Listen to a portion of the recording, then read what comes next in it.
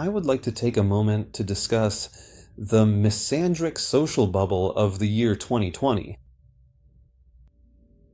As I've mentioned in other videos, in my view, it's gonna last a decade. It's not just gonna be something that happens over a few months or a single year. Because, look, if we take women from Generation Y, they were born between 1980 to 1990, right? So a woman who was born in 1980, by the time it's 2020, she'll have reached 40 years old. I mean, she's lost her looks, lost her fertility, that's it. Now she's got 40, 50 years of life ahead. Who knows? What is a woman gonna do without her sexuality to use as a bargaining chip? And I say it's an entire decade because these are the women from the start of Generation Y. We're also going to have those who were born in 1990, so that's a whole decade. And why do I say it's going to be an unbearable decade? Because just think about it. Do the math. Millions of women over a decade, all of them reaching that wow moment, all of them losing their fertility at the same time.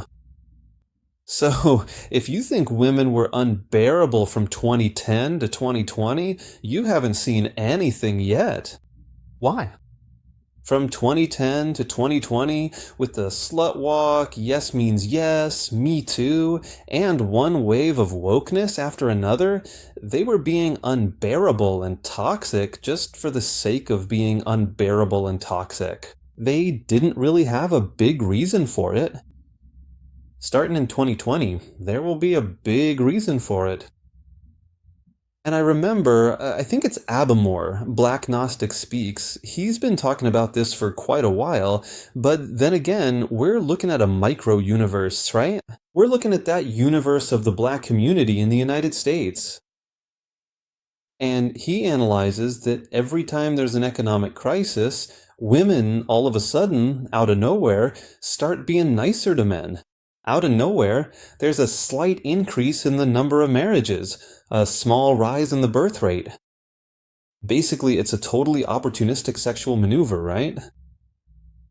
But anyway, he says that's when these crises happen. But these crises don't depend on age, they don't depend on generation. It could be extremely young women doing this.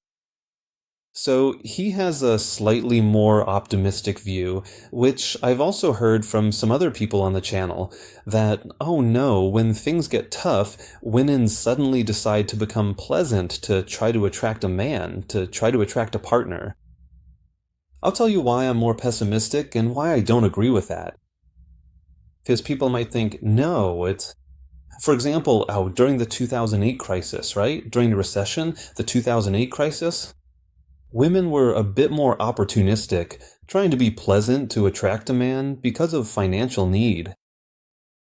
Well, I don't remember seeing, for example, here in Brazil, an increase in the birth rate, an increase in the number of marriages. In fact, it was in 2010, which would be 2 years after that crisis, that the Brazilian population officially started to decline. Brazilian women officially, starting in 2010, began to have fewer than 2 children per woman. And then you look at it like this. From 2010 until now, 28, 27, the birth rate dropped to 1.7. So in a decade, it dropped by 0.3. And we also had a crisis there during Dilma's second term. Who doesn't remember how many people were laid off back in 2014, 2015? So many office spaces empty and stores closing all over the country. So this idea that, oh no, women are going to start trying to be nicer to men, even out of opportunism, and that because of this, oh magically, even if just for a short time, the birth rate will go up, the number of marriages will increase, that's nonsense. That's boomer talk. It's romantic and optimistic, it's tradcon stuff, it's just nonsense. And there's another detail. In my view, this stage of negotiation, of bargaining by women, as soon as they see things are getting tough, they're going to try to negotiate, try to bargain. This isn't something that's only going to happen in 2020, no, during the Misandry Bubble. This is already happening. This has already been happening, let's say, since 2015. This has been going on, and it hasn't had any effect. If you look, between 2010 and 2015, these articles started popping up in the media, mainly abroad, right? But then there's that cultural lag here in Brazil. From 2010 to 2015, those articles saying, "Where are all the good men? Why can't I find a man to marry and have kids with?" A bunch of journalists who are more like bloggers than actual journalists in their 30s writing these articles. Like, nobody cares, nobody gives a damn. And then, if you consider the cultural lag, okay, from 2015 to 2020, this started happening in Brazil. So, what was their move, their bargaining chip?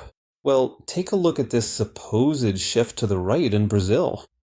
The number of women suddenly pretending to be traditionalists, acting like conservatives, even though their lifestyle and background are anything but traditional or conservative.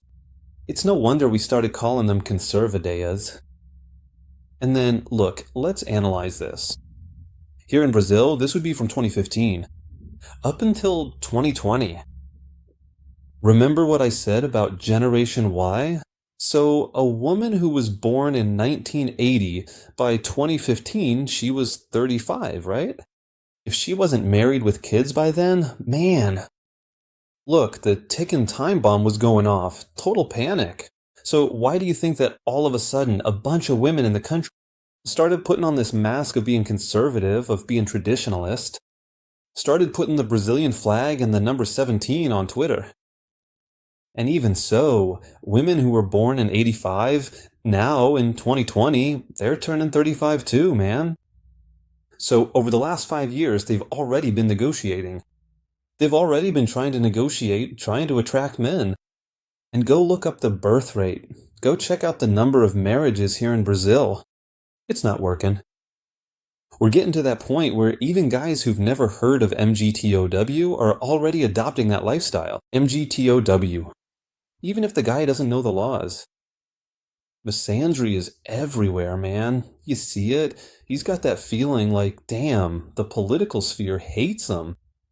The media hates him, women are becoming more and more toxic. It's like Stardust said years ago. There will come a time when even the MGTOW label won't be necessary anymore. MGTO will become the norm, men will just turn MGTO out of nowhere. Without ever hearing about the philosophy, never watching any videos, never going on Reddit, none of that. In fact, on several YouTube channels that have nothing to do with MGTOW, channels about movies, computer games, anime, and so on. There's a well-known channel that's more focused on the gaming scene, the gaming universe, called It's a Gundam. And then, sometimes he picks up these articles that say, "Oh my god, there's so much misogyny in the video game industry. Women face discrimination in esports and electronic competitions and video games and all that nonsense." And then he himself, a mainstream YouTuber with a gaming channel, says, "Look, it's not video game culture that makes men misogynistic. Women make men misogynistic because of their toxic behavior." And look, like I said, there was this negotiation phase. I mean, let's go back to Brazil now. From 2015 to 2020, Brazilian women already tried to make their own negotiations. Okay, they elected Bolsonaro and all that. Now they're betting on an increase in public safety because, like I said, women depend either on men or on the state to have someone to protect and provide for them, at least that much. Once that's taken care of by the state, what do they do after that? They start thinking that all the men in society have to be their court jesters, always entertaining them. Basically, men are like Netflix, a hobby, the court jester for the modern woman. And then you start to analyze this. You see that more and more. The relationship between men and women isn't a fair exchange. It's not a real transaction. I mean, it's a transaction where only the man is investing, only the man is giving, but he's not getting anything in return. So, even this mask. This whole conservative act that Brazilian women put on from 2015 to 2020 didn't help at all. But behavior stays the same. It's really easy to just throw on a little hashtag, say you're this or that, but your behavior hasn't changed at all. And your history hasn't changed either, because you can't change your past. How many of these women have already racked up a body count of more than 30 different guys? You know what I mean? How many of them, for that matter, are already single moms or divorced? But then they go and put a 17, a little Brazilian flag, and vote for Bolsonaro, and suddenly now I'm different. Now I'm the best. But like I said, that didn't have any effect. The number of marriages, the birth rate didn't go up. So that's why I said they've already tried to negotiate. It didn't work. That's why we're seeing this whole debate about pension reform now. And from what I can see, the reform is going to have to go through one way or another. Pension reform for Bolsonaro is basically like the wall was for Donald Trump. Donald Trump wanted, no matter what, to finish his presidency by building that damn wall on the border with Mexico. And with Bolsonaro, it's pretty much the same thing. He's gonna have to finish his presidency by at least getting the pension reform passed. And the thing is, the support for example, making the retirement age the same for men and women is getting support from all sides. It's actually kind of funny, because the woke left started saying that all family arrangements are valid. I mean, a single man with a child is a valid family arrangement. A single woman with a child, or a divorced woman, or a single mother is a valid family arrangement. Well, look, a homosexual couple, 2 men with an adopted child, is a valid family arrangement, just like a lesbian couple, 2 women, is a valid family arrangement. So basically, this absurd flexibility in family arrangements ended up canceling out the argument that women in a family have a double workload.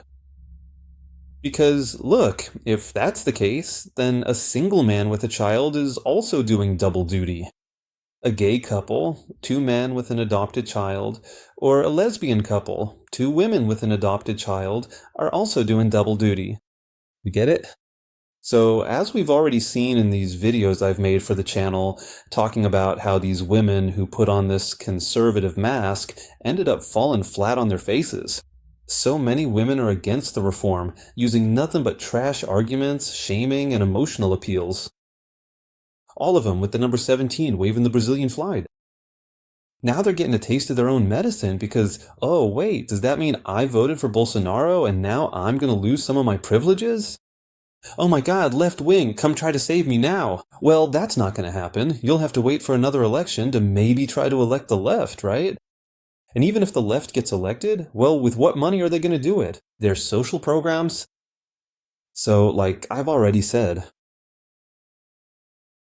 2019 and 2020 are going to be 2 great years to be a voluntary celibate, to be an incel by choice. Because if people think women are toxic now, you haven't seen anything yet. Because for the last 5 years, they've been in the negotiation phase. Just so you get the idea, this toxicity from the last 5 years was women trying to be pleasant, trying to please, trying to negotiate, trying to act conservative to land a husband, to try to get pregnant. Now that they're in that stage between 30 and 35, or 35 and 40, with the clock ticking. When 2020 comes around, they won't be in the negotiation phase anymore. They'll be in the phase where basically all men are pigs, all men are no good, because they won't have any bargaining chips left. And not just that. They're gonna break. That mask they've been wearing, pretending to be traditional, conservative, right-wing women because they voted for Bolsonaro, but then they'll start to see their privileges disappear, you know? Now, there's really going to have to be equality. But not just that, it'll be totally obvious that they just put on a conservative mask. It didn't work, and the mask broke. They'll see some of their privileges disappear here and there, but not only that, they'll have lost their bargaining chip, their sexuality and fertility. In short, they were extremely toxic, pushed men away. Men have no interest in marriage or fatherhood. They just burned bridges and destroyed everything. The government doesn't care about them anymore either, you know? And the negotiation phase is over. So once the negotiation phase ends, the woman becomes like a cornered animal. She becomes desperate because she has no bargaining chips left. And what does a cornered animal do? A cornered animal attacks. So you have no idea what real toxicity is. The level of toxicity among women between 2020 and 2030 is going to be insane. And even so, there might be one or another who will still try to be pleasant, try to land a partner to be a husband. But even so, if a woman is already past her fertile period, past the stage where she's attractive, she won't even have any bargaining chips left to convince a guy to marry her or even to get pregnant. Because once the uterus is done, once the uterus turns into Detroit, nothing can grow there anymore.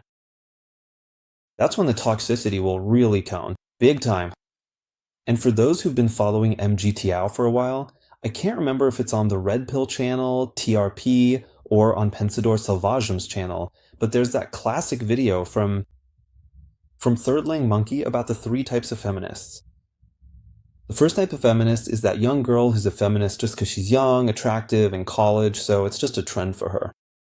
As soon as she graduates, she'll try to find a well-off guy and start acting conservative. In other words, her feminism will be left in the past. The second type of feminist is the professional feminist. She's the kind of feminist who becomes a career politician, or a journalist, or a feminist author. She might not even believe in the ideology anymore, but she keeps defending it because, for her, the ideology prints money. And then there's the third type of feminist, which is the woman who's either too toxic in her behavior to be able to convince a man to stay with her, or she's just too unattractive, or here's the thing, she's already too old and infertile and can't anymore. How to attract a man? To get resources, to get security. So her only option is basically to serve as a pawn for the government and keep voting for the government to demand more and more socialism. And this also lines up with another video I made, the one about the book The Pence Rule, about why some women hate men, which is exactly the same situation. In the book The Pence Rule, in that chapter I analyzed and translated, he also looked at the same thing. These women who were over 30, who were 35, 40, and basically they realized they invested in their careers, invested in their education, didn't manage to secure or didn't even try to secure a man in their 20s to 30s.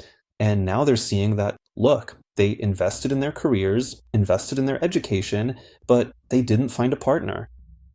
And now they're too old to attract a partner, to try to convince a man to marry them, or even to convince a man to have a child with them, because there's also the risk of Down syndrome, some other birth defect, or even the fact that they've already lost their fertility. And that's where the Pence Rule comes in, asking, why are there women who hate men? Because here's the thing, they don't want to take responsibility for their actions. It's just like I said in that other classic video of mine. Women are going to play the victim, or pretend that feminism never existed. Basically, pretending that feminism never existed is the conservative chick's move. She puts on a right-wing mask and says, no, I'm a traditionalist. I'm conservative. I'm going to play chameleon and convince some guy to be with me. And the other part of playing the victim is saying something like, no, it was cultural Marxism that manipulated me. It was feminism that manipulated me. I'm a victim, you know? I mean, they're going to blame everyone and everything, but they're not going to take responsibility for the decisions they made. And that's where it's going to come from. It's the same thing. It all comes down to the same thing. Look, this video from Thirdling Monkey was from way back in 2015, already talking about the three types of feminists. I mean, the third type of feminist is this final stage. It's the stage of the woman, post-wall, infertile. Basically, she developed a hatred for men because she can't take responsibility for her decisions, for the consequences of those decisions. So they want to blame someone else. Or blame the government, or cultural Marxism, or ideology, or men. I mean, basically, it's a person who's going to spend the rest of her life feeding off hatred. And look, the book The Pence Rule, I think it came out in 2018, was dealing with the same thing all over again. So you really see that cultural lag, especially when you look at Brazil. Our face of women trying to negotiate. From 2015 to 2020, the era of threadfoots, the era of conservadillas, and now, between 2020 and 2030, there will be a phase where basically millions of Brazilian women from Generation Y will become the third type of feminist. The woman who is either too toxic or, well, she's either too old or already infertile and can't attract a man to get protection, provision, or security. And if she ever had any desire to get married or have kids, well, I'm sorry, that dream died on the shore. And it's the same thing. They'll also, in a similar way, become those women who hate men, like it was mentioned in the book The Dependence Role. But anyway, there's no way to predict exactly what's going to happen. But at least my initial prediction, let's say, for 2019, 2020, 2021, 2022, man, at least the first half of the decade is going to be insanely unbearable. And I don't see how things are going to get any better. Actually, there are people saying, no, now things are going to start getting better. No, man. It was already bad because women were still in negotiation phase. After 2020, we're going to reach a point where they don't even want to negotiate anymore. They just want to hate, burn bridges, and be as toxic as possible because they can't take responsibility. They have to blame others. And look, as I've already mentioned in recent years, birth rates went up, the number of marriages increased. Even guys who've never heard of blue pill, purple pill, red pill, they're pulling away. Guys are deciding not to get married, deciding not to have kids. In some cases, it's not even about money for these guys. The guy might even be well off, but he's already starting to protect himself. Misandry's exploding. It's popping up everywhere. So how are they going to become like a cornered animal, setting everything on fire, destroying everything? I don't see things getting better. It's only going to get worse. And maybe starting in 2025, maybe from 2030, something will change. But it's just like we talked about. I think it was in a hangout with Dom Misandry, with Uncle MGTOW, when we came to the same conclusion that it's not just about the laws. The laws are just the initial stage. The laws are analyzing the laws and seeing how much misandry there is, how unfair they are, how they're against men. That's the initial stage for a purple pill guy. The purple pill guy sees it like this. No, the problem is the laws, the problem is society. Because the purple pill guy, just like the blue pill guy, has an idealized view of women. He doesn't want to see women's flaws. He doesn't want to admit that, hey, maybe women are also part of the problem. So actually, we need to have a culture, a society that calls out women when they start to become toxic, start to become problematic, and start to harm society, harm their partners, harm their children, their families. But the guy who's purple pill or blue pill, he doesn't see it that way. And basically, that's the discussion we had months ago with Dom Sandro and Uncle MGTO, because even if the laws were unfair, you would still get married, you would still have kids. And the answer was pretty much unanimous. The answer was simply no. Why? Because I already know enough about women and female nature to see that the relationship deal just isn't worth it.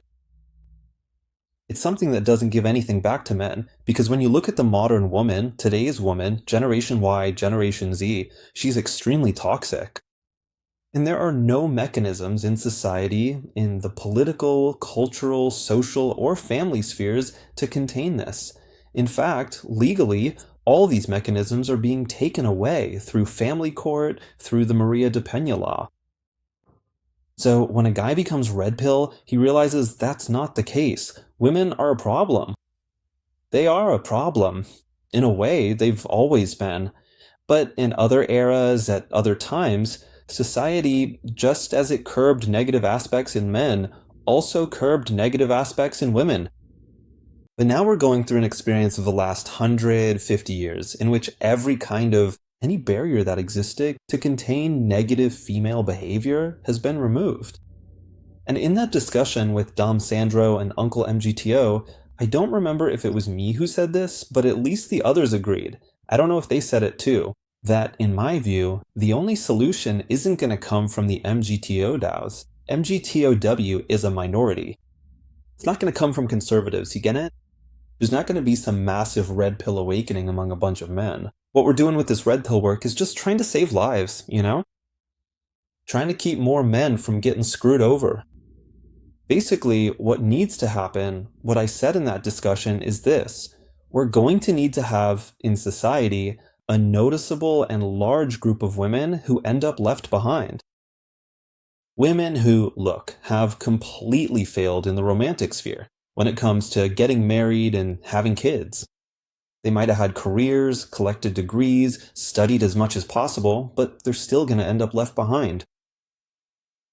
And then, once you have millions of women like that in society, clearly visible, then maybe not even the women from Generation Z, but the generation after them, the even younger ones, they'll look at these women, these older women who didn't get married, didn't have kids, and they'll see just how unbearable they are. How much they push everyone away and how toxic they are. Again, like I said, the women from not Misandry Bubble from 2020 to 2030, and they'll think, wait a minute, these women messed up, I can't make the same mistake. And then maybe things will get fixed. It's like I've talked about many times with Fox. Fox thinks the same way I do. People don't learn the easy way. People only learn the hard way. So, in short, optimism is for later on, guys. Optimism is 10, 15 years down the road. By then, we'll be so old that we won't even care about this kind of thing anymore. And as for those women, for example, from Generation Y, the only thing to say is this. Lost generation. But just so you can see how times, societies, and culture, it's something extremely cyclical, just like in that book, The Fate of Empires. Because this same thing, which is a prediction of mine that I say is going to happen in the future, where we'll have a bunch of women from Generation Y left behind, is the same thing that used to happen 50, 100 years ago. Basically, back when women were more dependent on their husbands and didn't have as many opportunities for work or education, for women, there was this expression, I don't know if there's an equivalent in Portuguese, but in English it was called spinster. Spinsters were those women who, either because they were very unattractive or because they were too toxic, ended up left on the shelf. They didn't get married, didn't have kids, and spent the rest of their lives that way. Or depending on their families, depending on their parents, they would spend the rest of their lives like that, or they would become extremely poor, end up destitute, because they couldn't achieve it. They couldn't convince anyone to take care of them. And so they served as an example for younger women of what not to do. So basically, the role that's going to fall to women of Generation Y, and I think maybe also to women of Generation Z, is going to be this role. Their role is simply going to be to serve as an example for the next generation, so they don't make the same mistake. And then maybe there could be a change, because as I've already said, human beings in general only learn the hard way, not the easy way. There are very few people who are able to change themselves and learn the easy way. And this kind of internal change, without any external pressure, is a kind of change that requires a lot of willpower. And not everyone has it. That amount of strength of willpower,